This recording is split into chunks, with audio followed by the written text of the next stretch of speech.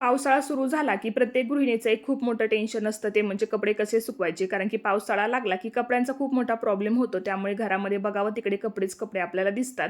आता म्हटलं आधी फोन चार्ज करून घेऊयात, कारण की एकदा जर का लाईट गेली ना, तर लाईट काही लवकर येत नाही. त्यामुळे म्हटलं आधी फोन चार्ज करून घेऊयात. आता जीविकाला सुद्धा आहेत ना, पावसामुळे स्कूलला सुट्टी होती. त्यामुळे ती मात्र खूप जास्त खुश होती. आता तिला जरी सुट्टी असली, तरी सुद्धा आपल्याला मात्र सुट्टी नाही. आता खिडकीच्या जाळीचं काम सुरू होतं. त्यामुळे मग म्हटलं चला पहिल्यांदा घर आवरून घेऊयात आणि मग आपली बाकीची काही राहिलेली कामं आहेत तर ती आवरून घेऊयात.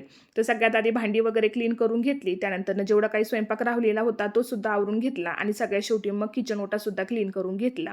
आता बाहेरची थोडीशी क्लिनिंग करायची होती, कारण की पावसाने थोडासा ब्रेक दिलेला होता. त्यामुळे म्हटलं चला बाहेरचं पटकन जे आहे ते आपण आवरून घेऊयात. आता मी क्लिनिंगला लागले आणि जीविकामध्ये आले असं होणारच नाही. मी क्लिनिंगला लागले की तिला सुद्धा माझ्यासोबतच जी काही साफसफाई आहे ती करायची असते. आता शाळेला सुट्टी म्हटलं की मुलांचं हे असं मध्ये-मध्ये करणं सुरू असतं. तर चला भेटूयात उद्याच्या व्लॉगमध्ये. तोपर्यंत बाय.